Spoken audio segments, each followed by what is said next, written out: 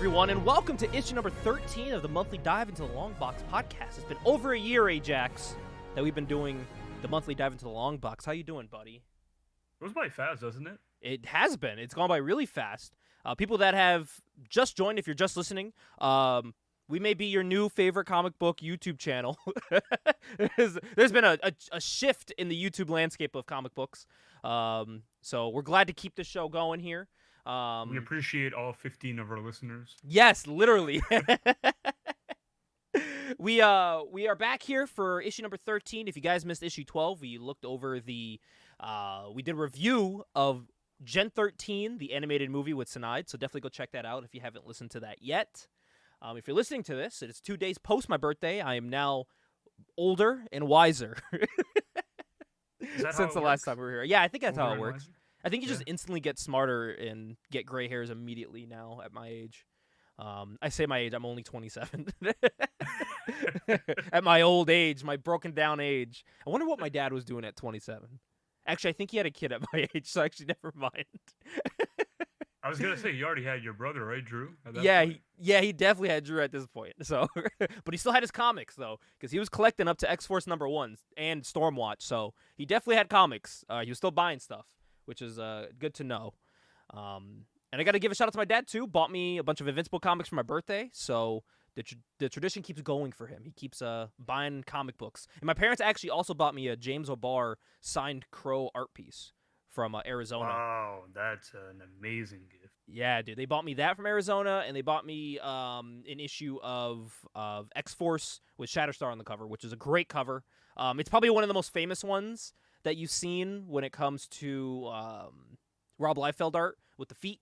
They're very triangular and small, but but Shatterstar was always a really cool design to me, and I always liked Shatterstar, so I think he's someone that definitely stood the test of time. I think, well, for the most part, not live action-wise. They kind of, I don't know what they did with his design there, but maybe he's just a goofy-looking design in real life, but...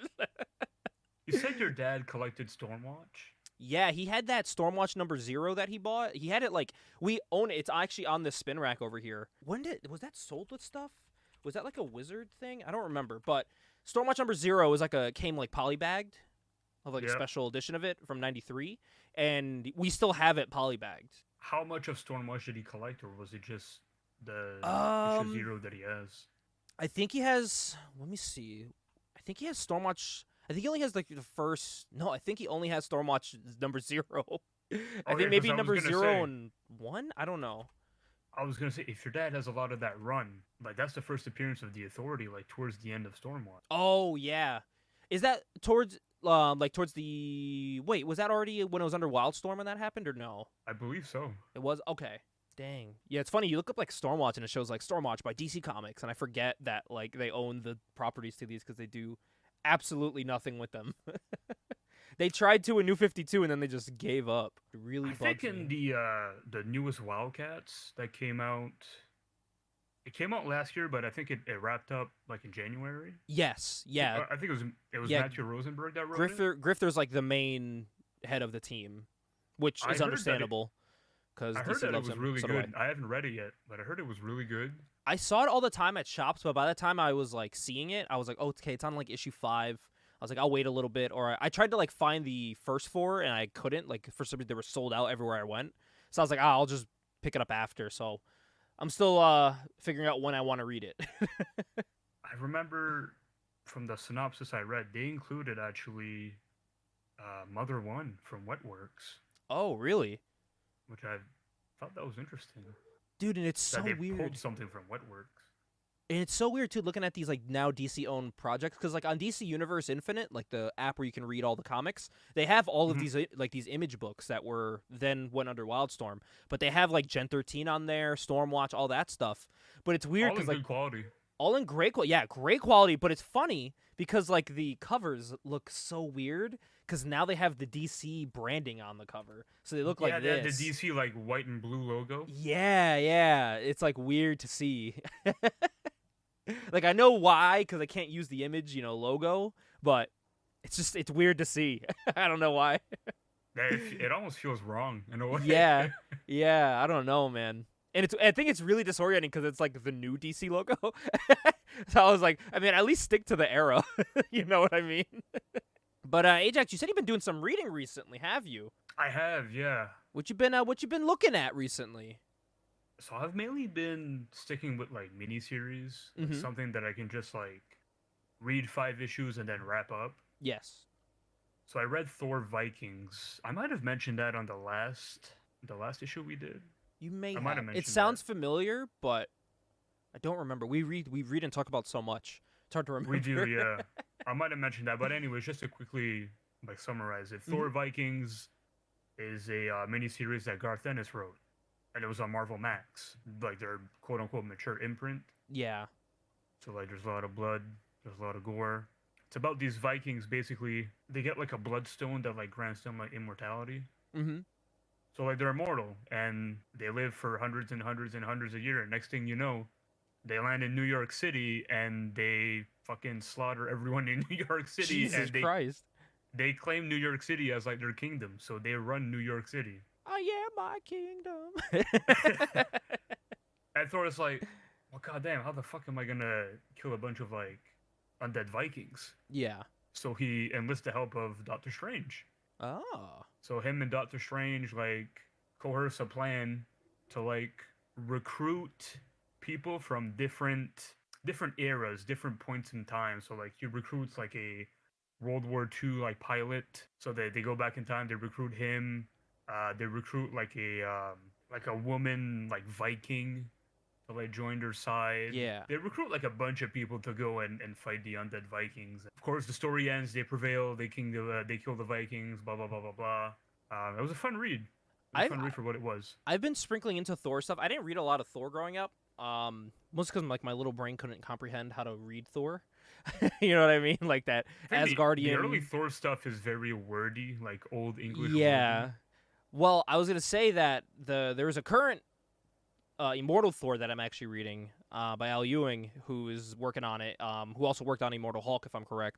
And it's also like for a minute there, I was like in it, and then like I think a couple issues I was kind of out of it because I was like, it sounds dumb, but I'm like it's hard for me to follow because like I'm not used to reading like that old Norse type of reading and like wording of things, and it could Yeah, take you out of it sometimes, you know. But after we're on issue 8 now of it, and I'm like all right, I'm used to it, I'm in it. The stories are really good though. Don't get me wrong, it's amazing. Immortal Thor is phenomenal. Definitely go pick it up if you like Thor. But definitely prepare yourself if you've never read Thor things before. the last thing I read was Wild Thing, which was a Ah, MC2 yes. universe miniseries. For those who don't know, Wild Thing is the daughter of Wolverine and Elektra. Yes, which is a great, dangerous couple. Yeah, and I think Wild Thing was the first like publicly like known child of Wolverine, if I'm not mistaken, because that would have been like '99. So yeah, I think before they were just like, it's X-23. yeah, that predates X-23 by like 3 or 4 years, Which is from what I funny now, because remember. if you look at X-23 in the current day books, she just looks like Wild Thing. A So little it bit, kind of came yeah. full circle, because she's just wearing Wolverine's costume, X-23 is, and Wild Thing's suit is very similar. The best way I can describe Wild Thing, along with the rest of the MC2 line, it's '90s art, but kind of like early '70s, late '60s like writing to Oh, it, really? where it's like we're gonna have a villain of the week, we're gonna wrap it up, and then we're gonna move on to the next issue. There's Yep. no overarching story. It's just boom, boom, boom. She Which has a it's problem, resolve it, move on to the next issue. Which in some cases, that's what I like from some books, where it's like I don't have to worry about picking up past ones if I don't want to, or if I just jump into it, I'm not going to be nervous that I'm not going to know what the fuck's going on. Um, Yeah. it's something you can just pick up, read, and be like, that was fun. Wonder what's going to happen next time, like a cartoon. The the one thing that I found odd about Wild Thing is that she's Wolverine and Elektra's daughter, but at no point in the series do Wolverine and Elektra actually interact with each other. Really? So there's one issue where Wild Thing goes to the mall with Elektra, and she's like, "This is so like out of this time." She's like trying like VR machines and stuff like that, Oh shit. which like I said in '99, that's very ahead of his time. Yeah. But like, yeah, at no point in the series, like she has experiences. She has like these moments with like Elektra and Wolverine separately, but not like with her mom and dad like together, which I Yeah. always found strange when I was reading the book. But she's mainly hanging out with Wolverine, because I mean, of course, Wolverine is like the star of the book, even though he's supposed to be a It's background character. yeah. But I mean, it's Wolverine, right? Yeah, Wolverine's never a it's background character in anything he's in. never. But my favorite like moments of the book is like when Wild Thing and Wolverine like spend time together. Because besides that, when she's on her own, she's just like angry high school girl Yeah. constantly. There's not a whole lot of character development. And that also doesn't help the fact that there's only 6 issues. Oh, and then it just ended, which is crazy because Spider Girl went on for what, like 50 something issues, if I'm correct. Oh, if not It went on 100, well Oh, over I think 100. it did get past 100 actually. I might be completely off. Well over 100 issues. Yeah. Jesus, yeah. Oh man, from 98 to 2006, yeah, definitely. You would think I'll say both they're both like pretty well designed characters with interesting Yeah. stories. You would think Wild Thing would have gone on a little bit longer as well. It got canceled, I think, because it didn't sell very well. Oh, I like the concept of Wild Thing a lot. man. I just think it could have been handled better by like a different writer. Oh, and I see Which here. is weird because the writer was Larry Hama. And Yeah. for Oh, people that know really? Larry Hama, he's a longtime Wolverine writer, Yeah. but probably more so well known for being like the guy that really helped G.I. Joe in the comic books. Mm-hmm. Yep. Like, he helped create a lot of that lore in the comics A lot of the things you know is because of him. because of Larry Hama. Yeah. Well, I've been doing some reading. I've been kind of going through some backlogs of things. I'm still on that trend of I'm trying to knock out some books that you gotta read. You know what I mean, in your lifetime. Just to Of say you course. did. And I actually posted about this on Twitter. This is actually the first time I'm talking about something that I'm 2 issues away from finishing. The first book of, but I had to talk about it because it's just so good. I loved the show growing up. For people who don't know, there's this little cartoon that I think still around, Ajax, called Teenage Mutant Ninja Turtles. You ever heard of that?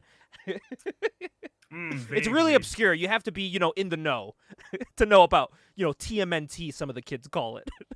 I really have to pull up that picture. There's one Halloween where I'm dressed up as Leonardo. That is fun. Dude, I Leo was everyone's favorite. That was my favorite growing up. Yeah, I really have to pull up that picture. But the older I get, the more I'm like, yeah, Raphael is pretty cool. Especially after what I've been reading, because I've been reading Teenage Mutant Ninja Turtles, The Ultimate Collection, Volume 1 by Eastman and Laird, and it's the full black and white original books, including the singular 1 mini issues, like Raphael's mini issue, which is the first appearance of Casey Jones, all included in here. But, dude, the best part about this, at the end of every book, so after issue 1, or here, let me get a better. Here we go. After issue 1, Eastman and Laird themselves outline page by page their thought process when making each issue. Wow, so you get like a Which is- behind the scenes look. Behind the scenes, not just while they made it, but per page, why they made things how they did, what their mindset was going into making these pages, why they're doing what they're doing. There's sketches in here of like other characters, but it's for this includes issues 1 through 7 and the Raphael micro series, the one shot. And after all 8 books in here, there is a description for every single page of every book. So what I'm doing is I'm going through and reading all the issues first, and then going through to read like what they're saying about the pages, because it's a whole book in itself of what they're talking about. You know what I mean? And I've always heard how different Ninja Turtles is from the cartoons and stuff, and I don't think you really comprehend it until you read the books. You're like, it's a whole different book. It's a whole different type of thing. It's its own thing, honestly, from the cartoons. It's nowhere near it, besides name and the character designs. You know what I mean? Like, this is Comics are a lot more violent, especially. say they are bloody, they are gory. The first issue, they tell Shredder to the seppuku. Basically, they told him to kill himself. They were like, end it right now. And he was like, nope, I got a bomb. Bam. So then they throw a stick at his head and kill him. I was like, what the fuck is happening? It's insane. It's very serious. There's like not a lot of jokes. Later on, they crack some more jokes, like around issue 5. But yeah, it's so good. And I found out I think there's 6 of these volumes. And guess who already has volume issue 2 coming in the mail? Me. So, because this shit's been so good. This is actually the reason why I bought the book, and then I got the figures of Casey Jones that I got here on my desk now because of it. Because I was like, this shit is just, it's so good that I had to get both. And they're both awesome. I love both. Yeah, I got the. so For much. people that obviously can't see, it's the NECA Casey Jones figures. It has that like that cell shaded look Yes. to it. Yes, their entire run of Turtle stuff all have that. And what's cool is that they made like the black and white figures of the Turtles with the original designs with like the weird long mouths and stuff. But they've also made like the newer ones, like the newer designed ones. But you can actually see, like, as you're reading the book, you can see their designs slowly morph into what like we know of the Turtles. From issue 1 to like especially like issue 5 or 6, the Turtles look different, and they're starting to look more like the Ninja Turtles from the cartoons and what you think when you hear Ninja Turtles.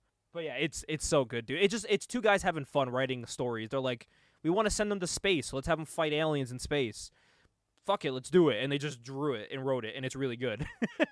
And each book's like 40-something pages. You get a good chunk. Like I've only owned this for about like a week or so, and I'm already on issue 6 of 7. So I'm kind of breezing through it, but it's also because I've been doing some other reading. But a fun read. Highly overall. recommend. Oh, so much fun. Today I was like, all right, I'm not gonna read a lot because I'm gonna be reviewing the book later on our one shot. And then it was staring at me. My Ninja Turtle book. I was like, I kind of want to know what happens after. You know what I mean? Because I left off on issue 3. Now I'm on issue 6. So I was like, as you can see, I didn't only just read that today.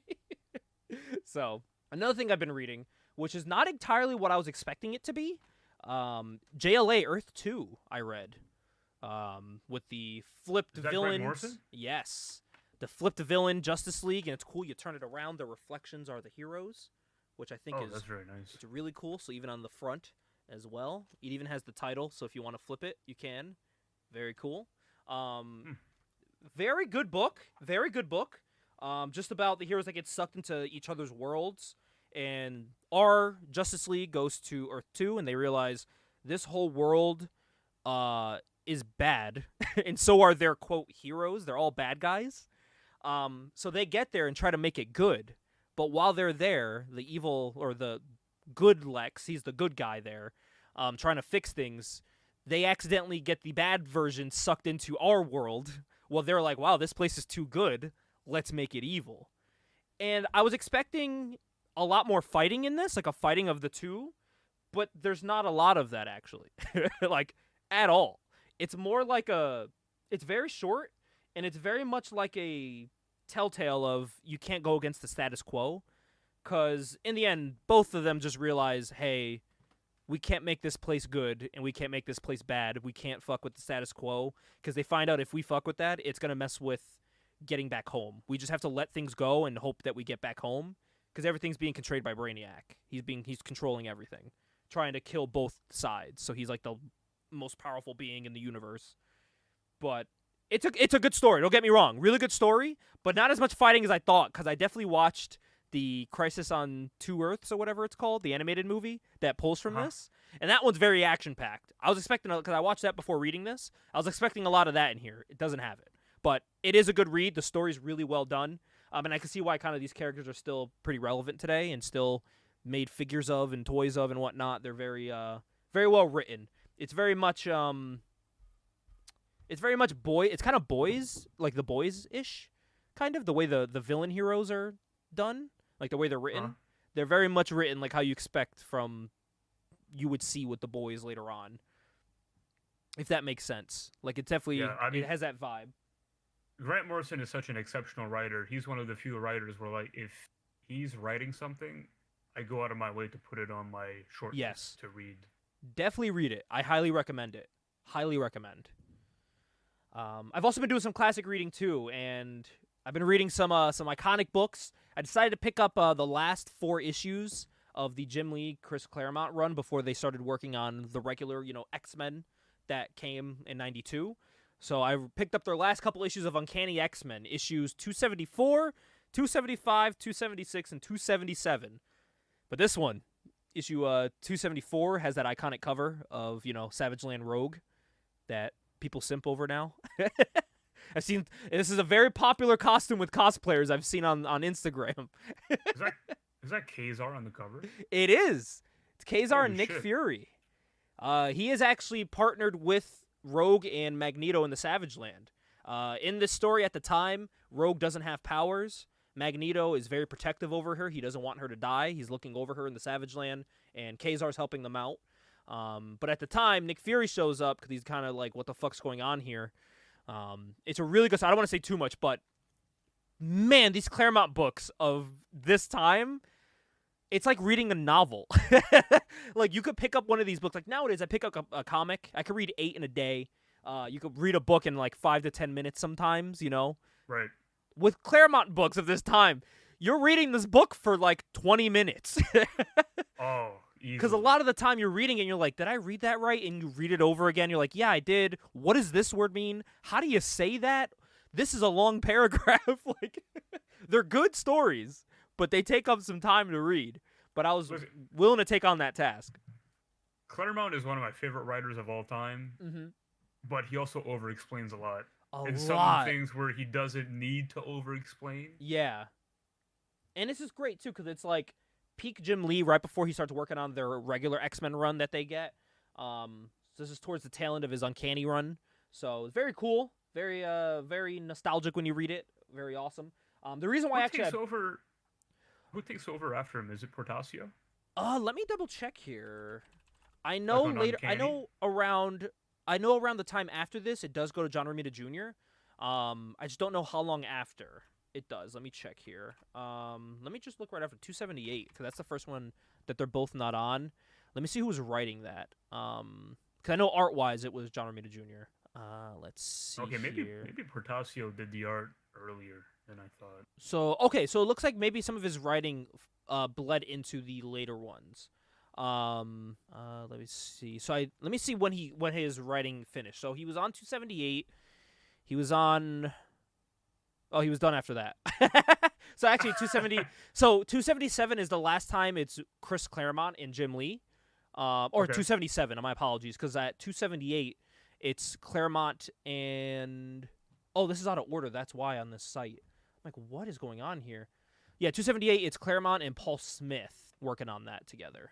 And then after that, it goes over to John Byrne. Okay.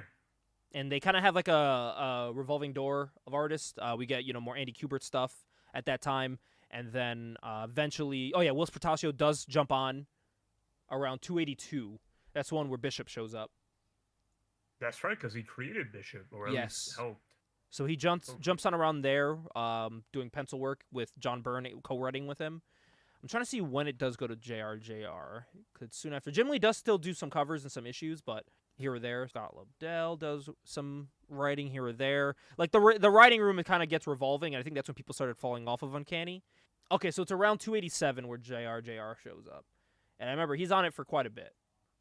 The reason why I mentioned Portasio is because he did this cover that I love, where it's Storm, and there's, like, rain falling on top of her. And I always thought it just looked really cool. She's in the silver suit. Oh, yeah. Really I'm trying to see good. what number that was. Because I'm trying to see if that shows up here so I can give you that number. So you can buy it, Ajax. Make you spend some money. The big reason I started reading this, though, is because I picked up the entire run of these X-Men figures in the training suits. And I remember I was like, wait, this is just the Jim Lee cover. So I bought the comic because I was like, I want to have the comic with the figures. And I realized, I was like, oh, man, this is like a great Claremont run. So I was like, fuck it. Why don't I just get like the last 4 or so issues, that they were working on together before jumping over to X-Men. I can't find the issue in time, but I will. Oh, found it. Number 290, where the rain's falling on her face. 290. Yep. Uncanny X-Men number 290. There it is for you. I'm going to send that to you right there, buddy. Uncanny X-Men number 290. Yep, I love that cover. Great cover, great cover. And I wanted to also read something that was X-Men wise that wasn't like a long thing, like name anything that X-Men did. Like, I feel like all their like stories went on forever. Whether it's like, I don't know, name one. I feel like it's just anything that they did. It's not that they're not good. It's a lot. If Claremont's writing it, you either know it's going to be good or it's going to be great. But sometimes it's not the most easily digestible thing. No, No, and like I was thinking, I was like, all right, I want to read something 90s X-Men. I was like, do I read like Executioner Song? But I was like, that's long. That's a lot of books to read. You know what I mean? Because I want to get them physically. And I was like, I don't know. I kind of want to read something that's a couple issues long, nothing too, too heavy. It still took me a bit to get through these, though. I will say that it did take quite a bit to get through, in the end. But hey, I had fun reading it though. I had fun reading some 90s X-Men as I'm still trying to get my other 92 X-Men, collected. Batman Dark Age came out. This is by Mike Allred, the iconic Mike Allred, Laura Allred working on colors with him as usual. I was expecting just him writing, or him working on, well, not writing, but drawing just a good Batman story, like his story, his upbringing and all that you would get from a usual Batman thing. No, dude, this is a completely unique take on Batman. This is a story that doesn't exist anywhere else. Mark Russell wrote this, and it's literally take everything you know about Batman and flip it on its head. Like, it's complete. Like, the story starts, and Batman's in, like, an old folks' home, and he's losing his memory, Bruce Wayne. And it takes place, like, current day. It's, like, 2020-something. And he's an old man losing his memory, and they're telling him, write down your memories so that they'll be down forever. You don't forget them. So he's writing from when he was a kid, like, in the 50s to now. And this whole issue is about him, like, getting arrested because he was, like, a troubled kid. Like, never followed the law. He met Selena Kyle. She's also getting arrested, doing shit. He, like, he's, like, a preppy rich guy who knows he can get out of anything. He's, like, very cocky and arrogant. He's mean to Alfred. And he's kind of learning the hard way that you can't live your life that way. And, it ends with the big cliffhanger. He goes to jail because Alfred's like, we can't. Your money's taken away. Like, you just can't pay for all these lawyers anymore. But it's a completely new take on Batman. It's something I've never even thought of before. Like, this whole City of Tomorrow thing was supposed to be like a futuristic world that his father wanted to make. And it just never came to fruition because he was gunned down by these mysterious gang of people. You know what it looks like, Gabe? It looks like he based his Batman off of Adam West. He does, but the story itself is, like, not happy. But he does pull like, from that Adam West. Appearance-wise. Yeah, it is pull. He does feel very much pulled from that. And, of course, it's that great Mike Allred art. Like, you're never going to have a bad time reading a Mike Allred drawn book. So, I still want to pick up Superman Space Age because I guess it's in the same time frame as this, which came out, I believe it was 2022. Let me double check here. That one was only 3 issues, I believe, or it might have been more, but 2022. Yeah, 3 issues, Superman Space Age, which I guess is another completely unique take on the hero. Yeah, definitely want to check that out down the line eventually. And these are my last 3 things here, man. I've been knees deep in the Ultimate Universe. It's been so good, and it does not stop. I am pleased to say the Ultimate Universe is still doing well. This is my second printing I had to buy of Black Panther because it's sold out. And you can say maybe I didn't know they were doing Ultimate Black Panther. Dude, it's sold out nationwide. You couldn't go to if you weren't at your comic book shop when the doors opened, and some shops were already sold out when the doors opened because of pre-orders. This book, I had to wait an entire month. I got this in 3 days after issue 2 came out. Like, I had to wait for the second printing to come out just to read issue 1. And I was dead set on reading the physical one and not reading it online because I wanted to, like, have it. It's worth the hype. It's good. It's really fucking good.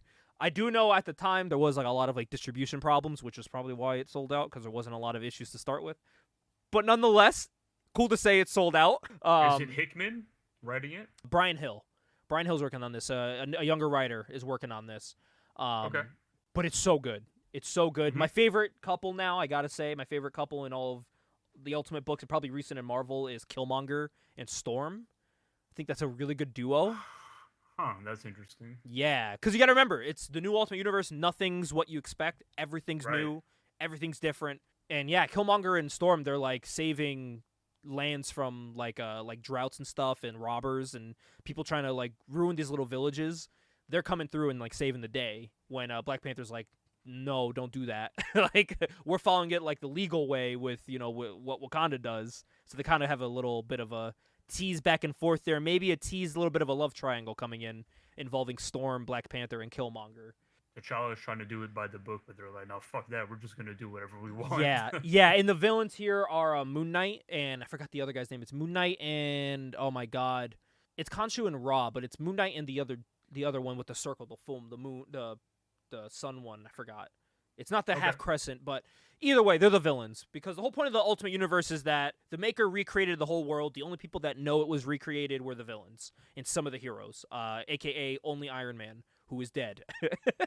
Tony Stark knows about it because his dad wanted to stop it. He didn't want anything to be written. When he found out his world wasn't like the original world, he wanted to stop anything from changing for anyone. So yeah, it's a very cool take. It's just Marvel saying we're hitting the reset button, while still keeping the other series if you guys like those. But this is them just saying this is your chance to jump on to a whole new world, and I could definitely see them pulling from these for future movies down the line if that's the route they go. It definitely has that vibe because a lot of the characters that they're making popular are characters that you've seen in the movies already, like Spider-Man, Black Panther, and now Ultimate X-Men came out, which is another really good one. A completely different take on a comic book that's made in America. It's drawn very much like a manga, which I think is the reason why this is another book that actually sold a lot of units. It's reaching out to the manga crowd as well, with Peach Momoko doing the insides of the book. So it's another fun story. It's just another unique take, her own take on X-Men.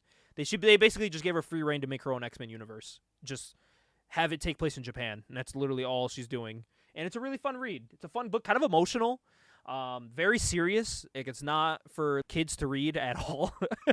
Like, this book deals a lot with like suicide and like mental health stuff. Like, it's very very interesting to read through. A very different take on what you think from an X-Men book, you know. I think it's exciting that Ultimate Marvel is back because it's a fresh universe, so Yes. it's very new reader friendly, and you don't have to worry about all like that continuity that goes back to Yep. like 50, 40 years ago. Yeah, because it's completely new. Completely new. By the way, it's Lord Khonshu and Lord Ra. Those are the villains.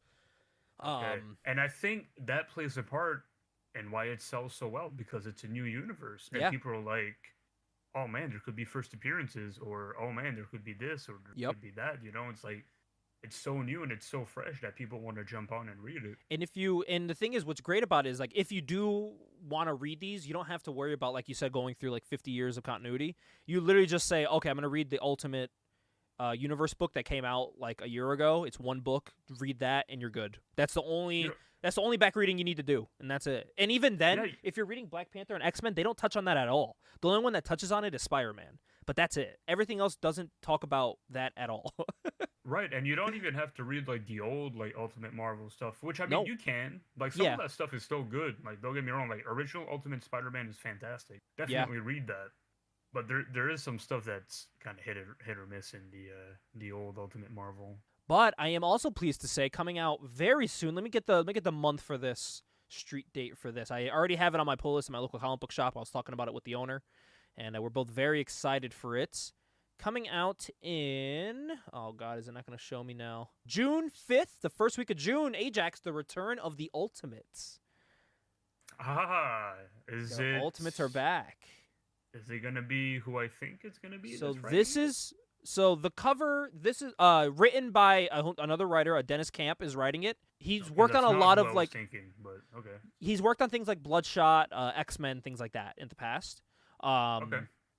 Another young writer working, which I do like about this. They're giving this to a lot of young writers and like newer writers that haven't done too much, and they're so far knocking it out the park. The only one that's like really super experienced that like everyone knows about is Hickman writing, for Spider-Man. But that's Of Yeah. course, because he's been a premier writer for like the past 10 but years. he's the one at the helm of all this. So any of these writers that you're getting, Yeah. they're all being approved by him and being chosen by him. So 'Cause this is he's the Ultimates. overseeing that whole line, from what I know. Yes, he is. He's the helm of it all.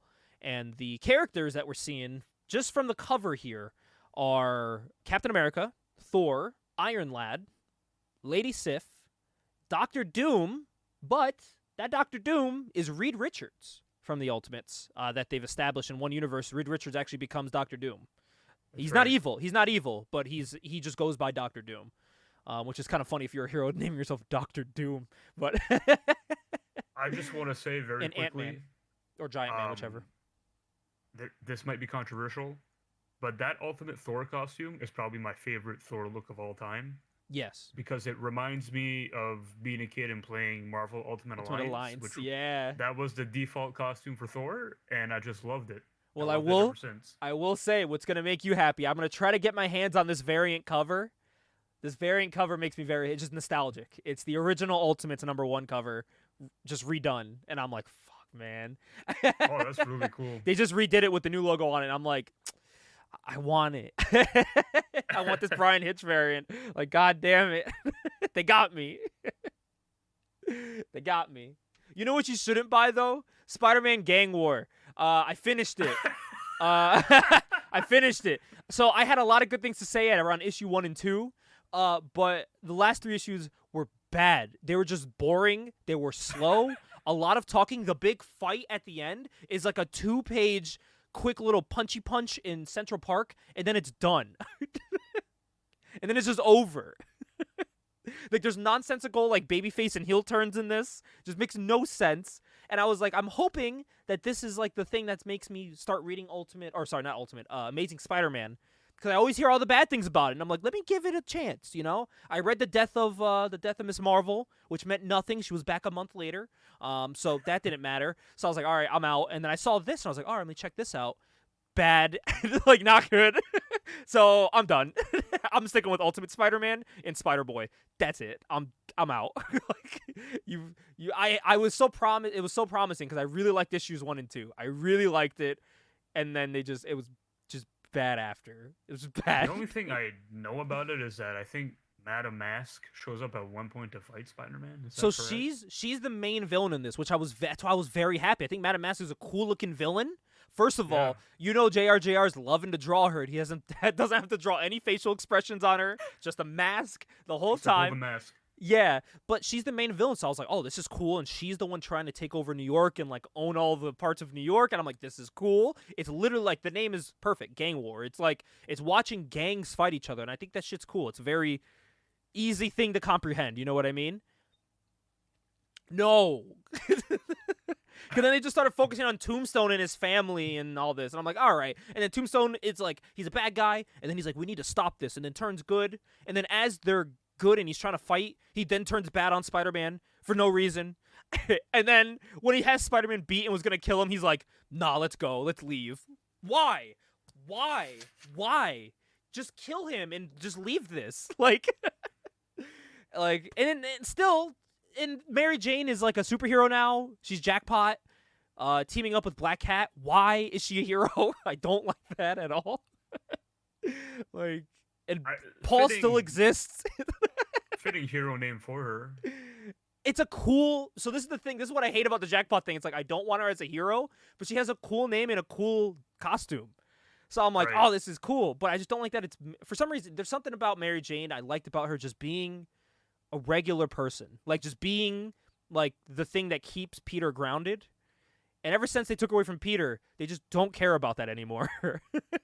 It's like what they do with the superhero TV shows where they're like, we're gonna make all the side characters also superheroes as well. Like Jimmy Olsen and Supergirl, superhero now. Like, why? I was gonna say, why?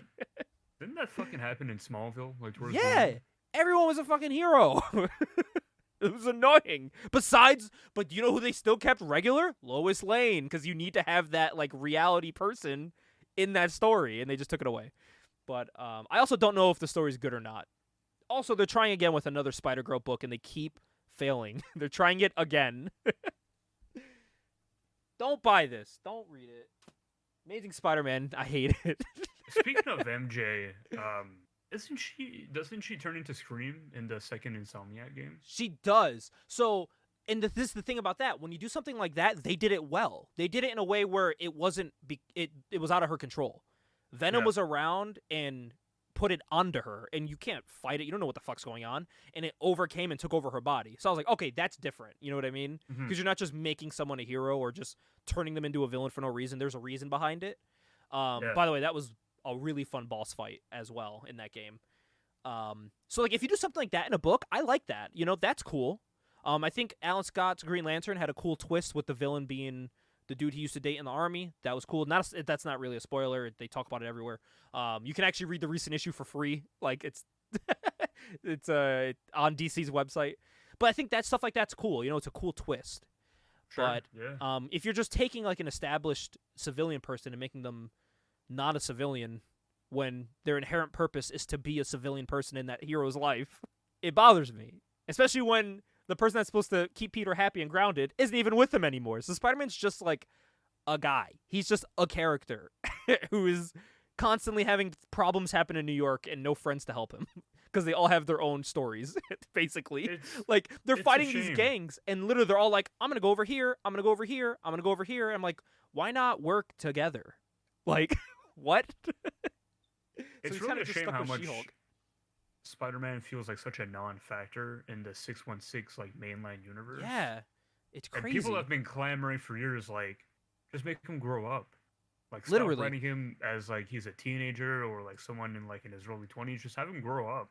And that's why I love Ultimate Spider-Man so much. It's literally Peter having a happy life. He has two happy kids. One is like, they're both very positive kids. One of them's like, his son is super smart, very smart kid. May is the most adorable daughter ever. MJ is super supportive of like his career working in the Bugle. In the book, actually, though, the only other person that really knows his alter ego is his daughter, and that's how they bond together. Is she helps him design his suit and stuff. Like, it's like that's how close they are. And it's just a cool moment. Of, like, planting the seeds for her to be a Spider-Girl, like, in the future, probably. Yeah, and it's cool because he'll web around with her, and she has, like, goggles on her face, laughing and smiling, and it's like, oh, cool, Spider-Man can be happy. Like, he just has a happy life with a daughter and son and a wife that loves him. I'm like, oh, wow. It can work? Like, you just got to make Peter, really like, cool. In his 30s. Like, it's fine, though. Who cares if he's older? That's really cool because people have been clamoring to see Peter as a dad for so long. Yeah, now. Which I'm shocked they didn't do when they introduced Miles. Like, why not age up Peter now? You have your younger Spider-Man. Age up Peter. Which they kind of did, but I feel like Peter's still constantly stuck in the mindset of being, like, a college-age student. And it's just, he's stuck there forever. Yeah. Even when Spider-Boy showed up, he's still just, like, the same Peter. Like, he's kind of mean, too, to Spider-Boy. He's like, no, there's something wrong with this kid. I don't know. And Spider-Boy's just, like, he's just a homeless kid who was, like, experimented on and has spider powers. Like, he didn't choose this life. And Peter's like, I don't know. I think he's still a bad guy. Like, what, Peter? Aren't you supposed to be, like, the hopeful one of the Avengers? Like, the realistic thinking one? Like, come on now, dude. 616 Peter, I don't know what's going on with him. He's going through it. I don't think 616 Peter has really been good since, like, the early, like, Straczynski run. Yeah, it's been a while. Because that was some good stuff, man. Like, the Straczynski run is one of my favorites. Is when he goes to jail and he beats up Kingpin in front of everyone. That's one of my favorite, like, most recent Spider-Man moments. Well, I'm gonna try to be a little bit more positive here, though, Ajax. It says it's March when we're recording this. You're gonna hear this. It's still March when you're listening to this, I think. But this is actually a great month to talk about this, man. Growing up in the 2000s, my dad had a lot of cool comic books, cool things to flip through. But one character was always really cool to me growing up, and her name was Elektra. I thought Elektra was really cool.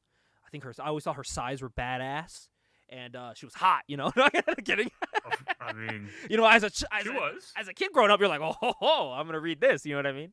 And then you read more. You find out people like Black Cat, and you're like, whoa, this is cool. This girl superhero thing's actually not too bad. But while I was still not even a thought, a twinkle in my father's eye, in the 90s, Ajax, you know this as well as me, the bad girl era of comics was in full force. I think it was something that was super cool, and I don't know if we'll get it again, you know, with the current landscape of the world, but goddamn was it fun to look through some of these. I was going through some names of, like, some favorites and some characters I would want to read for the 90s bad girl era. Is there any characters, like, when you think of 90s bad girl characters, who are your top 3 that come to your mind? The first one that comes to mind for me is actually Lady Death. Mm-hmm. From Chaos Comics. Huge one. It's funny, my parents, when they were in Arizona, they were sending me pictures of comics, and they had a Lady Death run there. And but the covers were like those crazy variant ones where they're real revealing. And I could imagine. I was gonna ask for them, but I was like, I don't know if my dad remembers Lady Death, and I don't want my mom to be like, why the fuck are you reading this? Like, what are we buying you? But then I thought how funny it would be seeing my dad go to the register with these Lady Death books, and the dude being like, why are you buying these? Your mom just looking at these covers like, wow, I really raised a giant pervert. But yeah, Lady Death is one that was on my list too. That when I was kind of making a list here of like characters I wanted to read more of. She was definitely at the top of that because I have her half issue from Wizard, but I haven't read anything Lady Death ever. Like it's something I'm still wanting to get into. Yeah, me neither. And for her, it's weird because she's actually switched between 2 or 3 different publishers. I think, Mm-hmm. like in her lifetime. Like I think she started at Chaos Comics, and then she went somewhere else, and then she went somewhere else after that. Like she's bounced around a lot. And I believe she's still having books come out to this day. She's still existing to this day.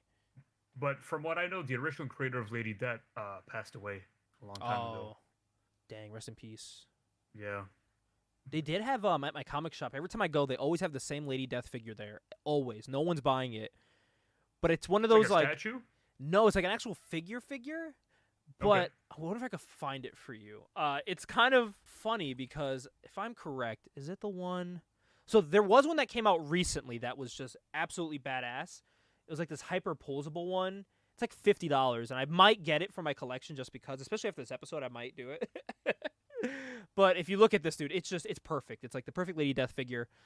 But the one I saw, like the joint on it didn't look like joints, if that makes sense. Like it looks like just a person. Like it looks kind of real, and I wonder if that's why. Because it's like, is it like a pervert figure to buy it? Like, you know. Oh, this is it right here. It's a 12-inch figure. Oh yeah, and it has like cloth clothes. That's how I'm like, if I buy this, do I look some type of way? If I own this? But I just sent it to you now. It's cool though. It's a really cool figure, but is there like a stigma? That is a very cool figure. Yeah, I don't know, but I kind of want a Lady Death representation in my collection. Like as you know, I have an odd collection of mixed match mixed match figures. And Lady Death's not in it, so maybe I'm gonna have to scoop up some Lady Death stuff. Yeah, maybe we have to start reading some Lady Death. Maybe we'll do that for one of the one shots. Cover like maybe like a 2 or 3 issue run, maybe. From the original run. Yeah, we could do that. Yeah. How long didn't she have a miniseries first? She might have. I have to look into that a little bit more. But yeah, Lady Death is a big one. I think iconic as well. Like when you think of the bad girl aesthetic, it's that skimpy clothing, like cool looking, brutal person that like if they killed you, you'd be okay with it. Like that's how she was presented as. The aesthetic of a bad girl is usually someone who's sexy, someone who wears, revealing clothing, and has no qualms about killing anyone. Yes. Just doesn't have like a moral compass. It's just like, yeah, like if you fuck with me, like I'm gonna kill you. And I think it is what it is. I think that's what's so misunderstood too about the bad girl era of comics is that these chicks like when they drew them, was it for personal laughs and like, ooh, like I get to draw this kind of thing? Probably. There's probably some of that in there. But also, these women were like taken very seriously. Like they weren't made to like degrade women. They were like made to show that like, no, these chicks are also badass, but we need to like catch your attention. And this is how we catch your attention. But if you read a Lady Death book or a Red Sonja book, it's just as good as when you read, I mean, sometimes better than what you were getting in the 90s with the male books, Sometimes, yeah. Especially because these were independent writers a lot of the time with their original creations. They're just having fun with it. But they were always made in a way where they were taken seriously. And I think current day when they're making these like female-led characters, it's very like forced of like how they want them to be presented. And there's something about the bad girls where it's like, yeah, they're badass. They'll fuck you up, but they look hot. It's a good mix of both. I think it's because especially in the 90s, like, because that's when the bad girl like term kind of started. Even though I would argue the original bad girl was actually Vampirella. Yes. Back in the 70s. I think she was probably the original one. Which I finally have some books of. I finally have some Vampirella stuff. The one who I think maybe popularized that term or brought that term into light was probably Elektra. Yes, definitely. That's probably right around the time where people were like saying like, oh, bad girl character, so on and so forth. Yeah. But what you'll notice, like you said about bad girl characters, is that a lot of them originated from indie comic books. And in indie comic books, you can take a lot more risk because you don't really have, I don't know, like sponsorships or like editors to answer to. And more times than not, the bad girls that were being written was by the creator of the character themselves. Yeah. And I think that's why Elektra took off so well, because like it was Frank Miller writing for Elektra. And remember, at the time when he created Elektra, he was promised that she wouldn't be used in anything else. So this technically was his creator-owned creation. You know what I mean? His individual character, the same way Lady Death was or Red Sonja was. But Marvel was like, just kidding, she's popular, we're bringing her back. Marvel just saw dollar signs. They're like, "Hey, Frank, we're sorry, bro, but And at the same time, I can't blame them as well. You know, she is a very cool character. Yeah, I mean, I can see why they wanted to keep doing stuff with her. And now she's become a character that, like, I can't separate her from Daredevil. Like, if I think of Daredevil, I think of Elektra as well. Whenever there's anything live-action Daredevil, you're going to expect Elektra to show up in it somehow. I think everything that's been Daredevil that's come out has had Elektra in it in some case. Whether it's movies, TV shows. If I don't see her show up in something, I get disappointed. Because to me, she's like top three most important character in Daredevil lore now. They're inherently tied together. Especially the run of Daredevil that seems to be pulled from a lot as well. The Man Without Fear run, that amazing run of Daredevil books where Elektra shows up in her cool fluffy coat. That was so cool. I think that's what was great about her, is because like she, in that book, for people that haven't read it, she like would walk around and like she knew she was attractive, but she would like bring these like bad dudes into alleys because she knew they would follow her, and she would fucking just kill them. You know, to clean up like the streets and shit. Like that's just what she would do, which I thought that was kind of cool. You know, if I had that power, I would do that. Who do you think was the premier bad girl of the 90s? I think it was Witchblade. Yeah, 100% Witchblade. If not Witchblade, I'd put definitely someone up there, like a Rogue. I mean, no, like Rogue's not really a bad girl. I'd say maybe closest we got in Marvel that could be up there is like Psylocke, maybe. Maybe to like that aesthetic of a bad girl. But I'd say head and shoulders above anyone else is Witchblade. That's probably the most iconic one. That's actually the thumbnail image. If you clicked on this, it's because it's Witchblade. You could maybe make an argument, because she had her moment in the sun for a while. Maybe She was another great one. You see it? She. Yes. SHI. Yeah. She is a good one. There was actually a book that I got in like a group one, but it was definitely like one of those like blink it and you miss it, just another ham-fisted bad girl called Scarlet Crush. Only had like an issue or two, but had a cool look. I wonder if I could pull up a picture for you here. I could probably show you the exact issue I have. But she was basically just like a Witchblade, carbon copy, look-wise. You know what I mean? She had like that really cool look. Okay, this is the cover I got in New Hampshire in my little mixed bag of comics that I purchased for $5. And usually those books, like I'll flip through them. There'll be like one or two issues in there that I keep, but this is one I was like, I'll put it in the long box. Why not? It'll make the cut right here. Scarlet Crush. So once I got that, I was like, maybe I'll check it out. She had some cool looking covers, like very obscure looking covers, which I thought was cool. I've never heard of this, but I'm interested to read it. I never knew about it at all. And this was like some other covers. They had some fresh takes on like character designs and covers for this character, which I thought was really cool. This was Liefeld's company. Is this Awesome Comics? It is Awesome Comics. Okay. I'm trying to see the year this came out here. 98. So this is like the tail. This is going into the 2000s here. So this is definitely like the tail end. Oh, there's actually a Liefeld cover, Ajax. Oh God. It's actually not horrible. He definitely had some fun with this. I mean, Liefeld drew pretty good with one hand, I gotta say. Okay, it's actually a pretty cool that's great cover. Because he made sure to focus on her upper body and not her lower body. Yes. He knows. Listen, he knew what he could do and what he couldn't do in that image. So, but anytime Rob drew a girl, he would always put them in these like spine-bending poses that just made no sense. Always. It's like man, if you look at her, your back just hurt. She looks like a folded piece of paper. Yeah. But yeah, Scarlet Crush was like the generic, like a lot of skin showing, big guns. I'm talking about actual guns. She actually shot big laser guns. She had like a laser gun, like a lightsaber sword, giant angel wings. She just checked off every box of like a cool looking character in the 90s. You know what I mean? Cool sword, check. Giant gun, check. Like she had everything. Like knee-high boots, check. They did everything.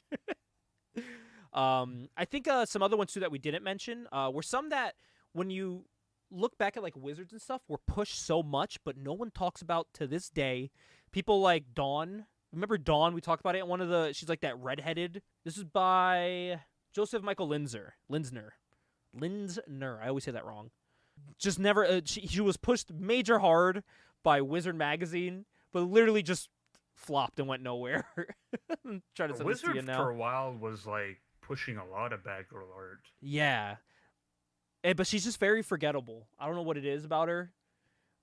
She's just, I don't know. They tried.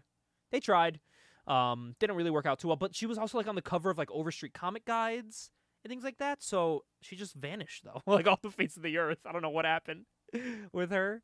But I guess you Batgirl era as well gave you a lot of like team up books. So like I remember specifically that Cyblade and She I think had like a 3-issue like miniseries team up. Cyblade's a great one. Another Cyblade's great probably one of the best ones. Another great one. I think Cyberforce is a good comic. This is one that I believe you actually like and are a fan of. Correct me if I'm wrong, but it's kind of mauled by a live-action adaptation that came out. But Painkiller Jane is another one that can fit into that bad girl mode. I do like Painkiller Jane, but like that mold, I meant to say, that bad girl mold. I feel like whenever you say Painkiller Jane, people think about like the live-action Painkiller Jane, though. Like I forget it's I even forgot it's a comic. Like I remember she's had some I looked cool, at a list like crossovers as well. She's had a crossover with Punisher, which is very fitting. Very fitting, the Punisher one. Hellboy as well. Painkiller Jane, very cool aesthetic. She kind of like that Marv thing going with all like the bandages around her and stuff. Kind of cool. She has a cool costume. Like it's not like overly sexy, but at the same time, like it just looks different. She just has a very different look with like the kind of like the short hair, like the red sunglasses. She looks very different. I think that's what I like so much about this like bad girl era of stuff, and why like I go back and pick up these books, because it's like I said earlier, a lot of the costumes are revealing and like by today's standards wouldn't pass, because it's just how it is nowadays. But like none of these. It's funny, Gabe, because nowadays people are so much more comfortable with like sexuality. Well, that's what I'm shocked about with like the rise of like social media posts that you see people dressed like very like not wearing a lot of clothes. You would think this would like pop off nowadays. That and the rise of OnlyFans. Yeah, you would think a character where it's become so openly accepted, which it should. I don't have a problem. Yeah, no, with it. not at no all. One else should. That's why I never look back on this era negatively, because I'm like, I saw this all as like a positive. Like I said, these Painkiller Jane was never like she's sexy and she's like an idiot and she's dumb. Like you got from kind of like what James Bond would do. James Bond would have a cool like sexy character, but she'd be like a badass like villain. She'd end up being. You know what I mean? That's what I kind of equate these two. Like they were taken very seriously. They were badass. They're very memorable. I think it's something that I would like to see come back. I would like to see, and I think that would really pop off too. A lot of strong characters came from this era, and I think it could be possible again. If it's something that it's like what they're doing with Nightwing right now, like about like him being like sexy and stuff. I don't give a shit. Fine, do it. You know what I mean? I don't care. Do it. Like or they always have to draw Nightwing with like a bubbly ass. Yeah, but it's the point in books now. Like he kind of uses that to his advantage too. So it's like, why not do it? You know what I mean? I think that's fine. Like, who cares? And it's so funny because like artists go out of their way to draw Nightwing with like an ass, and like all of the writers also go out of their way to talk about that Nightwing has a really nice ass. Yeah, but it's funny. Like I think the best thing, because I gotta say, I do gotta respect DC though. They still do the swimsuit issues every year. We still get those. But it's funny when in those swimsuit issues, Nightwing has a larger ass than like Harley Quinn. It's hilarious to me. It's the funniest thing. But then like that will go out, and that's like the talk of the town, and everyone's just having fun with it. You know what I mean? But it's like I think something like that could work nowadays. It has to be done well, and like tastefully. You know what I mean? It can't just be this chick running around naked with 2 swords. You know what I mean? There has to be some reason for it. Like Witchblade had a reason with all that crazy shit on her. There was a reason for that, which they did eventually change to her wearing that black spandex suit, eventually down the line. But I heavily think that they can do something like this nowadays, and I'm hoping it wouldn't cause a stink. You know what I mean? Because I never saw it as a negative. I think what people need to take into consideration or realize, whether it's comic books, video games, like people read comic books or play video games not necessarily because they want realism. Yeah. They want like an escape from reality. And that's where you bring in like these exaggerated character designs. And I'm not saying that realism is bad necessarily, because you can make great games out of like grounded, realistic characters. You can make great comic books with grounded, realistic characters, but there's always going to be a place for exaggerated character designs. Yeah, 110%. And actually, as you were saying that here, I forgot I actually have these here. I got this really cool Vampirella cover here, and I have the Scarlet Crush cover. I forgot I had it pulled out from the long box. Oh wow! So I actually have. So you said you bought like a mixed like grab bag of like comic books. So shout out Hampton Beach, New Hampshire. They have this store, and it's funny because the store is like one of those beach stores where you buy like name tags and things like that to like take home. But like if you keep going in the store, I'll send you some videos and pictures. I'll be going back there in a couple months. You keep going into the store, and there's like cool like metallic statues made from like washers and things like that. If that makes sense, like screws and washers, then they make like figurines out of them. But you keep walking, and there's these giant boxes, like these short boxes of mixed comic books in like a bag for like $5. You get like, I think it's like 5 or 6 books in there. So of course I went in there that day and I spent like $30. I bought a bunch. And it was cool because it was during their seafood festival. So when that happens, they have like little like tables outside of all the stores of like what you can buy inside. And they had like a whole nother like 5 rows of short boxes of books. So I was flipping through those too, and it was cool. Like kids were going up and getting comics. I was like, oh, this is cool. But yeah, if we one day we'll get you over to New Hampshire. We'll get you there, and we'll show you that store. I love that store. And it's right on the beach. You can buy those comics, walk across the boardwalk, and just lay on the beach and read some comics. Very cool. That's so cool, man. I love the idea that was just in there.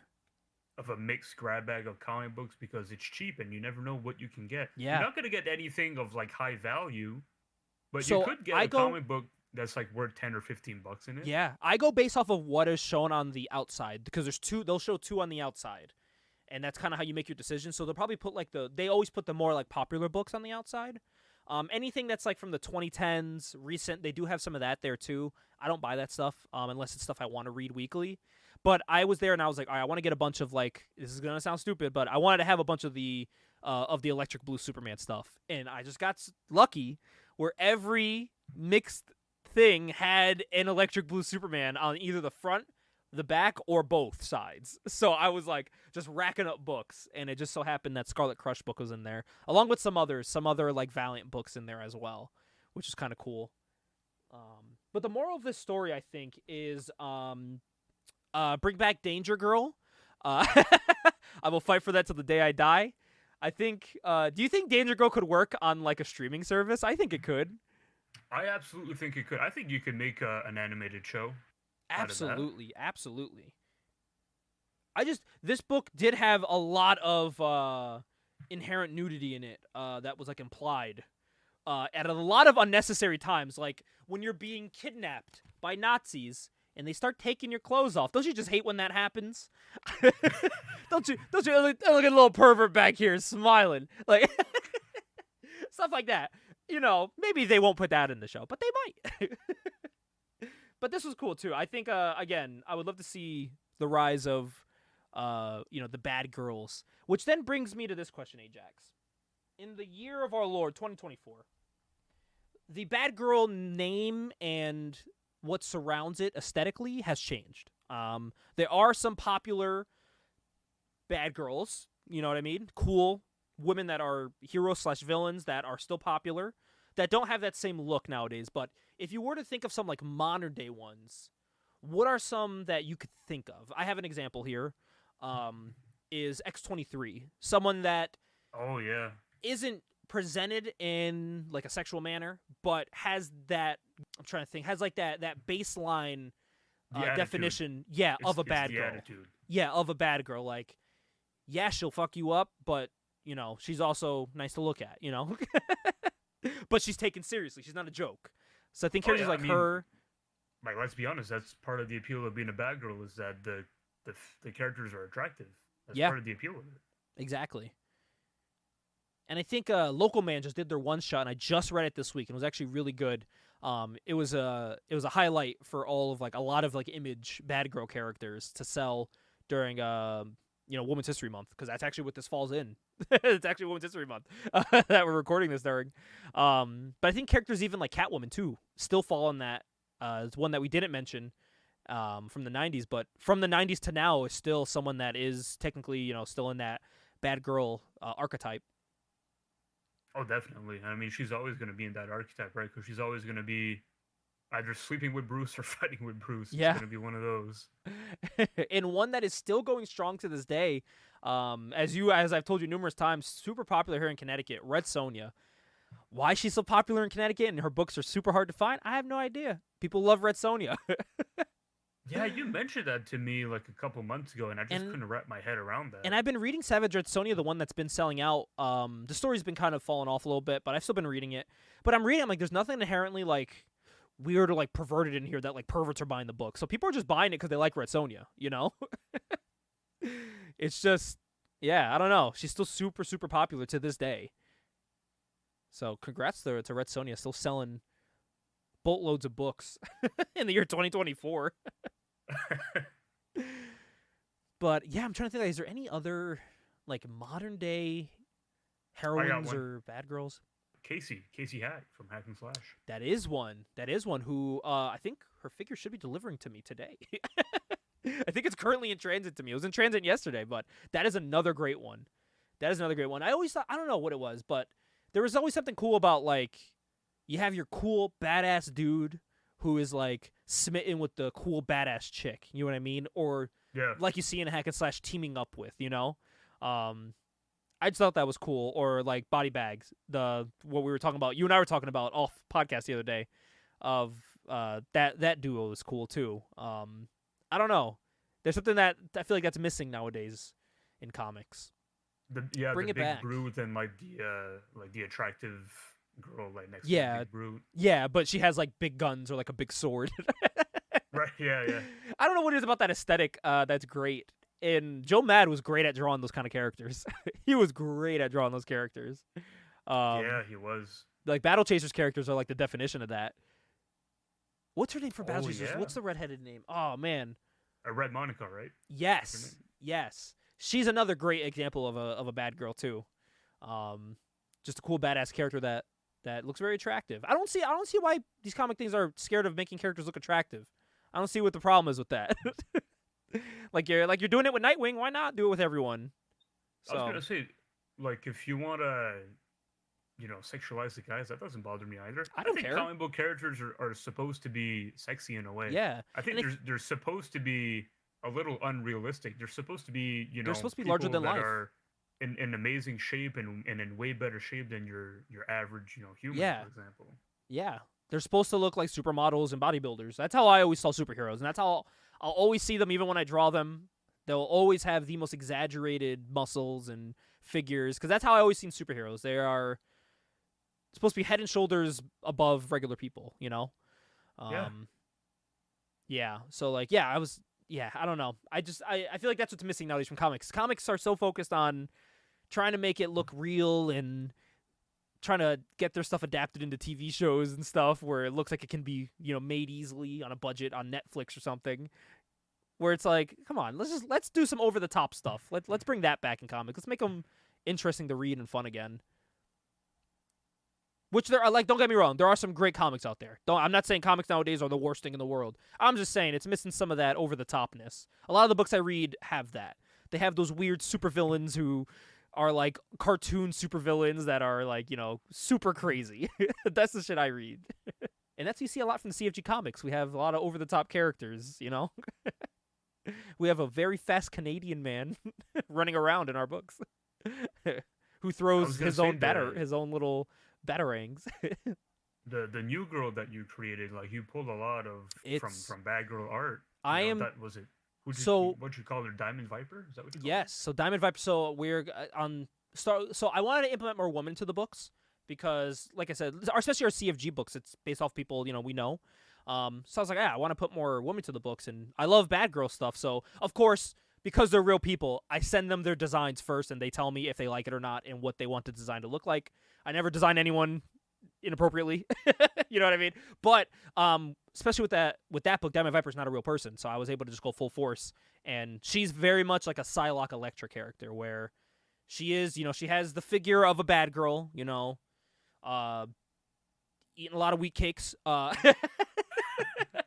That's funny you say that because I thought you pulled a little bit from Cyblade. So there's some Cyblade in there too. So like she's supposed to be like the epitome of like a '90s bad girl, like the stone cold like killer that looks hot. That's basically what she is. She's very serious. She has like a very like messed up past and childhood, but she's like a trained killer, Yeah. And that's what I want for my book. Same thing with my Riot book that I'm making. I have another bad girl in that book who is like his Catwoman, who also dresses revealing, but she's a sharpshooter, one of the best marksmen in the business. You know what I mean? That's how I want to treat my books. I want to treat them like they're old school books. I want to make the books I read and the books I want to read. That's basically what I do, and I work with you guys to make some fun stories. So I wanna bring that back. So I'm not just saying I want to see it come back. I'm trying my best to do it myself. Yeah.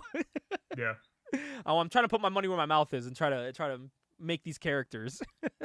Let's hope that it could come back. Let's you know what, I'm greenlighting the bad girl and bad boy era. I think what people should take from this conversation is that we need more bad girls and we need more Nightwing ass. Yes. I think that's what Give the need. people what they want. Just don't be scared to show skin on your characters. That's something that always confused me. I never understood that.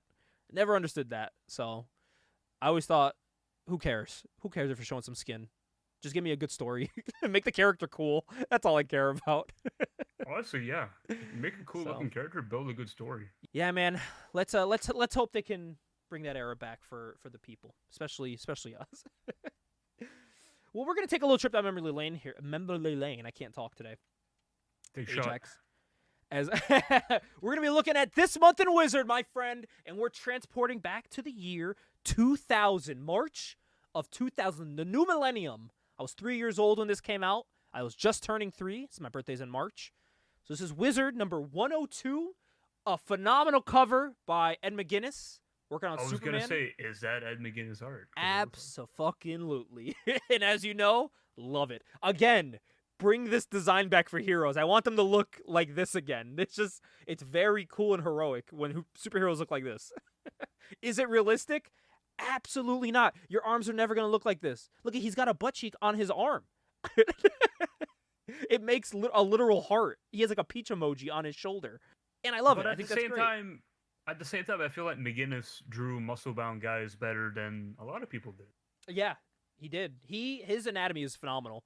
I wish I could draw like him. He is still one of the best. He's still working on stuff. And that Web of Spider-Man, he drew a story in there. But it's funny, it doesn't look like what you would expect an Ed McGuinness book to look like. Because now in that book at least, his heroes all looked like normal. And it kind of threw me off. I didn't even know it was him. So it made me kind of upset. I was expecting the usual when it came to an Ed McGuinness story. So let me pull this up here. I'm going to send you what we're talking about today, Ajax, because what we're talking about today is something that we haven't before. We're going to be looking at some superhero merchandise. We've talked about figures. We've talked about trading cards. But we've never looked at some of the worst comic merchandise ranked by Wizard Magazine.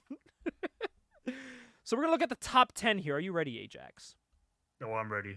So we're going to start here at number 1. Usually you'd start with number 10, but they're going through the list here. I don't know how they ordered it, but we'll just say, we're going to start from the top here. I'm going to send it to you now. We got number 1, Superman cigarette lighter. It kind of looks like a trophy, the cigarette lighter. It does. That doesn't look like a cigarette lighter at all. It doesn't at all. I don't know where it would come from. Yeah, that's ranked on this list. They also have number 2, Batman and Robin Sparkling Cola? They had their own soda brand?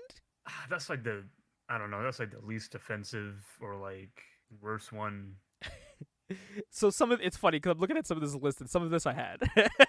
Oh, really? Next on this list, if you're drinking your Batman and Robin Sparkling Cola, there's nothing else you'd want to eat more than some Superman bubble gum. Again, not egregious. I wouldn't call it the worst. Yeah, Just I was 'cause gonna say, even like with the sparkling cola, like I don't find that egregious either. So I will say they call this stuff the worst, but I think it's more obscure. I think that should be the wording. The 10 most obscure comic merchandise. You know what I mean? The next one's kind of creepy though. Number 4, Batman puppets. Yeah, that one's very strange. That one's very strange and very creepy. It's funny they say here, there's not a toy alive today more horrifying than these Batman finger puppets.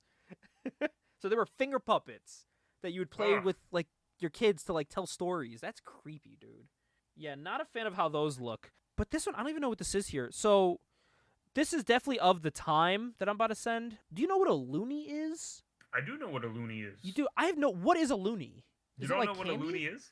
Oh wait, are those things you put in the sticks and make bubbles? Or am I an You were idiot? talking about like I thought you were talking about like a Canadian loony. Am I going crazy here? Is a loony the thing with the? Well, Archie had his own loonies. Okay. Let me see here, loonies.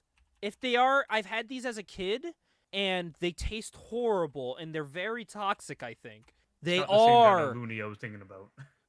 Okay, that's how I remember these. The names changed. They were called balloonies at one point when I grew up. Okay. This was in the 2000s. All right, Ajax, I'm going to introduce you to my childhood here. What you would do is get this little paste here, and you would dip this stick in the paste, and you would blow into one end of it, and it would make a bubble. But it had this weird smell to it, and you were advised to never touch your mouth near the actual like paste. And I to this day have no idea what was inside Bloonies. I don't know if they still make these, but yeah, these were so weird. Oh my god, this just opened up a freaking core memory growing up. We would just get a bunch of these and waste it in like an hour. Yeah, see, you would dip the end of it in this here, and it would look like this. You see how it would just be like that paste? That looks gross. Yeah, and then when you blow it, it looks like that bottom picture. They were just plastic. Were these toxic? Hold on. Toxic. This had to have a lawsuit. Oh, there's people on Reddit talking about it on the nostalgia board saying, these probably poisonous balloons in a tube. Yeah, dude, the smell of it, it was just, it smelled like 10 times worse than a direct smell of a Sharpie. Oh, there's an article right here from Canada, the government of Canada.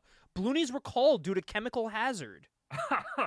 Wow, immediately stop using the recalled product and dispose of it according to local municipal hazardous waste requirements. In Canada. Holy shit. That explains a lot. Dude, this was in 2023? When was this? It doesn't show a date. It just shows last updated 2023. So it may not be in 2023. So yeah. Oh my god. So yeah, those are Bloonies. So I guess Archie had his own Bloonie. I guess at the time they were called Loonies though. As you can see from that image. Archie Loonies. Again, not the worst. Probably very toxic and deadly. But it certainly looks like it. But they had their own. Holy shit, that's pretty crazy. You could ask Moose the dangers of chewing this stuff. Wait, people ate this? Oh my god, that's horrible if you ate this. Anyways, number 6 on this list, Star Wars glitter roll. What? I wish they had a better picture of this. Let me see if I can pull this up here. Is it like a glue stick of glitter? If it is, that is actually, again, the worst merchandise. But this looks like it was also around the time of episode 1. I feel like they had merchandise of everything under the sun, like a soup and stuff. Ew, what is this? Is this candy? Hold on. Ew, this looks disgusting, dude. Ugh. Ugh, this looks horrible. Here, I'm gonna send you a picture here. It looks like a fruit roll-up, kinda. Okay. So this is the wrapping here. This is like the box for it. It was a lightsaber fruit roll, but this is what it looked like when you take it out. I don't know if that's just because this is like an old one. Maybe it didn't look that bad, but some dude bought it and like opened it with a knife with like a mask and gloves on. By the way, I love on the box it says made with real fruit. And then it also says on the box, artificially flavored. It's like, which one is it?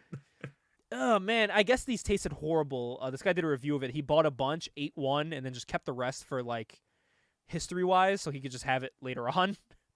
But I guess he said even back in the day, they tasted absolutely horrible. Anything that says made with real fruit, they're bullshitting because that shit tastes bad. Fruit tastes not bad. Well, they're bullshitting because all you have to do is check the nutrition label. I don't like that it's like brownish green. Yeah. It's very disgusting looking. Let me see if I can send this to you again. This is another image of it here. It's like baby poop color. It's gross. It really is. Okay, that is actually the worst. I don't know if that would be comic merchandise, but definitely like nerd merchandise. Definitely the worst. It counts because Star Wars later on became a comic book. Very true. And I guess at this time it already had books out in 2000. They had books like in the 80s and stuff and 70s. So yeah. I guess it would count. I guess that would. Number 7 though. This is like what? Power Ranger Lost Galaxy pasta? What? Power Ranger Lost Galaxy pasta. Was it like the Rangers' heads? All right, luckily there's no images of it. So I'm never going to know what this looks like because nothing pops up. Oh, there's like a jar of it. Someone posted a picture of like a shaped... Oh, they're shaped pasta. But no one has images of it outside the little container. Damn, what a shame, dude. I wonder if it was probably like their helmets, I'm guessing, right? That's probably my guess. It looks like it was by Fox Kids. This kind of reminds me of when Hogan had his own pasta restaurant. Oh my god. I forgot about that. Pastamania. I forgot about that. Jesus Christ. Which again, 2000? Did the Power Rangers have comics in the year 2000? Oh, they must have. They must have because of Mighty Morphin. Mighty Morphin definitely probably had something. Oh yeah. Oh, maybe. Oh, of course it's only showing me the current day. When you type in Power Ranger Comics 90s, it's like the current books. Right. Wait, Power Rangers had a comic book through Fruit of the Loom? Or is this just an advertisement? Okay, there was Power Ranger Marvel Comics, November of 95. Okay, so this classifies. I'll allow it. Oh, and Image Comics made Power Rangers Zeo. Oh my god, dude. Hold on, let me send you this. Dude, it's Power Rangers with 90s Image Comics art. Oh man, this is kind of sick. That's kind of dope. I may need to get my hands on this. I was going to say, I might have to give that a curiosity read. Oh, man. August 96, dude. Oh, the inside has the horrible anatomy. I love it. I fucking love this. Oh, dude, I'm buying this. I gotta find this and get my hands on it. I gotta figure out how long this ran for. Todd Nuck wrote it. Or, penciled it. Don't even know who that is. I like that cover price, $250. Current near mint pricing, $250. Oh my god. Let me see. Power Rangers, because I'm curious now. Zeo Image Comics. I'm learning some stuff today, man. Amazon has number 1 in stock for... Okay, that's bullshit. I'm not buying from Amazon. They're trying to charge $30 for this damn book. Wait, is this like a really expensive book, actually? Was I lied to? I see places selling this shit for $30. $50? Okay, this might be an actually rare book now. I take it back. Maybe I'm not going to buy this. Holy shit, $30? There's no way. Absolutely no way. This book is $30 to $50. Holy shit, it is. Okay, I could buy it on this. No, sold out here. Holy shit, Ajax, this is a legitimate expensive book. And it's probably just because it's Power Rangers. Yeah, you're paying anywhere from minimum $30, maximum $50 or higher, $100 in some cases. Oh my god. Guess what it advertises on the back? Rob Liefeld's Captain America, number 1. Oh my god, what a time capsule this is, dude. Holy crap. That is amazing. Oh, I'm going to have to go to some shops and see if they have some Power Rangers. I'm not paying... Okay, I found it for $20. I'm going to have to go to some shops and hunt this down. This is going to be on my list to buy now if I see it. But it looks like this was the only one they made. I don't see a list of like any other ones that they sold. Yeah, this may be the only one that they did. Let me just double check here. Yeah, they only made 1 issue. So that's an instant complete collection. Well, that's 1. Sorry, we got a little off track there. Number 8 here. Okay, I had these growing up. Every kid had these growing up. I don't want to hear anyone lying. Spider-Man underwear. I had Spider-Man underwear growing up. Did you? I might have. I mean, I feel I like might have. a lot of kids had Spider-Man underwear. I've definitely had like Superman underwear. Like, oh, me too. Yeah, oh yeah, definitely. But I definitely had Spider-Man underwear. That's not that worst of an idea. Like, it's merchandise for kids. Comics 90% or 80% of the time are for kids. Not so much anymore, but they were supposed to be. So I can see why that's made. Number 9, I also had and I wore around my house. Obi-Wan Kenobi's hair braid from episode 1. I can attest that is not the worst piece of merchandise of all time. That is the best. I felt like Obi-Wan Kenobi. You know what? Episode 1 Obi-Wan hair braid. How much can I buy this for right now for sale? I can buy this right now, Ajax, for a whopping $20. Okay, that's a lot more than I thought it was going to be. I'm going to be honest with you. I could rebuy my childhood for $20 and walk around with an Obi-Wan braid. But I remember watching Star Wars with Justine for the first time, and all she was doing was ranking on his hairstyle the entire movie. That's all she could focus on was his little braid and then his ponytail with his short hair. She was flabbergasted by it. And then number 10, kind of an interesting one. Tinky Winky's lip balm. Did you ever want to put a little Teletubby on your lip? Is Tinky Winky the one that got arrested? Arrested. I wasn't aware that Teletubbies was a comic book. I wasn't aware of that either. I was not aware of that. All right, there are some Teletubby scandals, and I'm trying to see if it was Tinky Winky. Yes. The Tinky Winky tragedy. I think they passed away. Yeah, Tinky Winky died, I think. That's crazy. But yeah, this is a very obscure item. This I would agree with as an obscure item. What would your reaction be if for Christmas your mom bought you Tinky Winky's lip balm?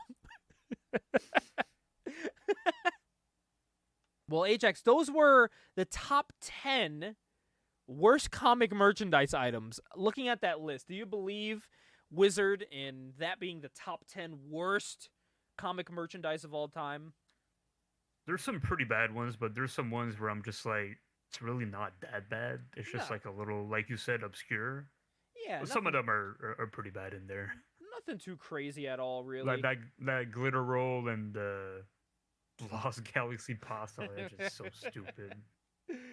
Like, yeah, there's definitely some weird ones in there. But yeah, so that was, I just thought it'd be fun to look at because I feel like it was a great little time capsule look at what was being sold at the time for comic books. And I feel like a lot of like that weird obscure stuff you're just not going to get anymore. You're not going to get that weird comic book stuff. They're probably definitely still selling underwear, Spider-Man underwear. I could probably find out right now at Walmart or something. But you know, you're not going to go out and find some Power Ranger Lost Galaxy pasta to eat for dinner. Definitely not. But that was This Month in Wizard. I thought it was a fun little obscure look at stuff. We'll be back with a little bit more serious topics for This Month in Wizard come April. I just thought it would be a little fun to look at as they went into the new millennium. This is what, by the way, Wizard Magazine started as like a very reputable source for like interviews and stuff. And by the year 2000, they're talking about this stuff. Like, this is what they're talking about. Up on interviews, man. We should start doing that. We should start looking at some interviews for This Month in Wizard. I feel like those would be fun to look at. By the way, speaking of bad girls, there's a big spread in here of Michael Turner bad girls. We got Fathom, Witchblade, we got Laura Croft. Like, so maybe my favorite Batgirl artist of all time. I mean, he's up there. One of the best. Yeah, if not the best. So yeah. So listen, I was stuck on talking about either this article, those top 10 worst things, or this fight of who would win, Deadpool or Boba Fett. Boba Fett. So those were gonna be the topics. So who knows? Maybe if we do, when we get to March again, if we do this issue, we might talk about that fight. So you have to look out for that. Because around this time, they were doing that a lot. Those like who would win. So I think those would be fun to look at one day. I wonder who did the art piece for that. It'll tell us here. Let me get right back to that really quick here. Last minute. I wonder if it's like a big name or something. Oh, wait a minute. Before we get to that, there's when they have the letter art, the people that draw on the art pieces, there's someone from Connecticut in here. So Oh, really? shout out J.R. Randolph from Bridgeport, Connecticut for making it into this. So Shout out. yeah, if you're listening. Keep in mind, I have no idea if Bridgeport is close to Hartford at all. It's about 2 hours almost, hour and a half. That's not that far. This was drawn by. Oh, take a guess. Take a guess. McGinnis? Yup. McGinnis drew that as And well? McGinnis. And now that I look at it, I can definitely see it. Look at how Deadpool's built. Look Man's at the a unit. fucking bodybuilder legs on Dude, Deadpool. right? That's insane. He was great at drawing like bodybuilder aesthetics. Like, Yeah. oh man, dude. I would love That's to a talk cool with piece, Ed though. McGinnis. That's a Oh. really cool piece of Deadpool and Boba Fett. Very cool. I actually was trying to find this image online and I couldn't find it. Someone has like a catalog of all the art pieces and I couldn't find this one. I thought that was like two characters that in the year 2024 are still super popular. Boba Fett just had a TV series. Deadpool has a third movie coming out. So it's cool to see them that, that's still a fight that people could argue about today. But god damn, dude, just such a good fucking art piece here by Turner. I had to talk about it real quick. Like, god damn, dude, so cool. Such a good character. Yeah, that's a by Turner. really good art piece. Rest in peace, Michael Turner. There'll never be another Michael Turner. Definitely a huge inspiration for a lot of my character designs too. I can't get his eyes down though. I've tried to draw Michael Turner eyes and mouths. The hardest thing in the world to do and make it look good. It's either they look like that, Kylie Jenner if I do it, or they look like weird anime people, and I just can't do it. I love that era of Tomb Raider because Tomb Raider was always done by Top Cow, so it would always Yes. switch between it was either Michael Turner who did it or I believe it was J.D. Smith. But I always loved that in-house like Top Cow style. Oh, like, yeah, they it had was a very great. specific in-house style that I always thought looked good. It was phenomenal. Top Cow, still pumping out stuff. I gotta back that Kickstarter before it ends. Oh yeah. So for people that are listening, Mark Silvestri's doing a hardcover and a paperback. I think it's a complete edition of The Darkness, but it's volume 3. Yes, volume 3. But there is a tier where if you back a certain amount, you get all 3. Yeah, you get the 2 editions. previous complete editions. Yep. So I'm trying to see how much that one would be. That one is $90. Oh, that's the PDF of those. $150. You get the hardcover of all 3 of the Darkness volumes for $150. That's right. And there's about 500 people backing that. And this is already past the goal. The goal was $30,000, dude.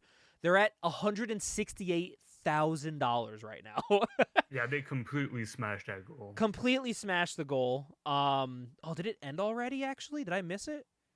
Oh no, I think it ended. Oh damn. Oh no. It ended Saturday. Oh no, it ended yesterday. No, I missed it.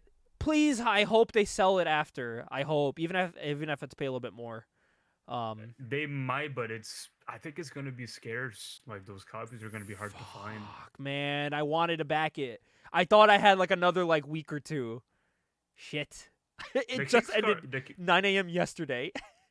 The Kickstarter has some cool perks too. Like I think there was a tier where like you could get a signed piece by Silvestri. You get a signed piece by Mark Teixeira.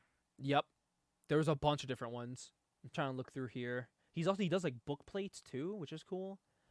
There's like a tier where you can get a video call with Silvestri, and he actually like Brett Booth does one. I think the video call was like you present your comic book to Mark Silvestri, and he critiques it for you. That'd be cool. Oh yeah, that's cool. Yeah. I sent him some CFG books. He's like, this is the worst thing I've ever read in my life. He's like, this fucking sucks. Here's how you can make it better. And again, I'm looking at some of the designs in this man, and he's keeping the bad girl aesthetic in his books, so that's cool. Collecting all these vintage books, nothing's being redesigned. So, yeah, if you wanted to get Ajax, it would have been $30 shipped to Canada. Oh. Because of how big it is, because it's a hardcover. Yeah. Damn. Well, shout out Silvestri, man. Huge success for Top Cow. Seriously, they deserve it. So, I want to see more Top Cow stuff. That's what's missing from comic book from what shops. I know, there's going to be a new ongoing Witchblade series soon. Please. I think by the end of this year or by the start of next year. I think that's what Silvestri said. Oh yeah, I see the redesign here for her by Silvestri that he talked about in. Okay, I'm intrigued, man. I'm intrigued. He has my attention. Man, his pencils are so crazy because like there's not a lot of detail like on the body parts, and I forget like how much is done in the details when his coloring. is done. Yeah. And I don't really notice it until I see the pencils. Good shit, man. Good shit. Well, guys, thank you for listening to issue 13. I hope we covered some fun topics, and we talked about some bad girls. We talked about some pasta. We talked about some balloonies. We covered a lot of grounds here. Some underwear. We talked about a lot, Ajax. And next month, oh, we got a dog. The big dog. Next month, we got a dog. No, I'm playing. Next month, dude, I talked about Electric Blue Superman, and that was a little bit of a precursor because Ajax, I want to talk about something that's the opposite of what we talked about when we started the show. If you remember when we started this long box, we talked about some of our favorite 90s character designs. You remember that? I do remember that, yeah. Well, we're going to be taking a look next month at some of the failed character redesigns of all eras. We'll take a look at any. It could be as recent as a month ago. It could be old as the 90s, 80s, anything. We're going to look at some failed character redesigns. And I'm looking at some people I put on my list so that I wouldn't forget, and it's going to be fun to look at some of these obscure costumes and see why in fact they're not used anymore, because a lot of them are for a good reason. So I think that'll be a lot of fun to talk about. And also on our one shot happening, which will be take a shot, which will be released after this, we're going to be taking a look at part 1 of a series, and then issue 14 and 15 we'll read the last 2 parts, as we're going to be looking at a book that came out in 2023 that I was a big fan of, that I wanted to talk about, but it's hard to talk about unless you kind of look through it. And that's what we're going to do. We're going to be going with our new format here for the one-shots and reviewing comics in detail, a specific book each month. So we're going to start here with Saga of a Doom Universe #1, Ajax. This is going to be an interesting journey. What I explain to you is going to blow your mind. It's not going to make a lot of sense. Scott Reed put a lot of work into this, but it all wraps up in due time, I promise you. It's a very meta book. Very meta book. So can't wait to read through this and talk about it. We'll see you guys in the one shot. Thank you, Ajax, as usual, for being on with me, buddy. I appreciate you. Thank you for having me, Gabe. It's always a pleasure. Take care, everyone.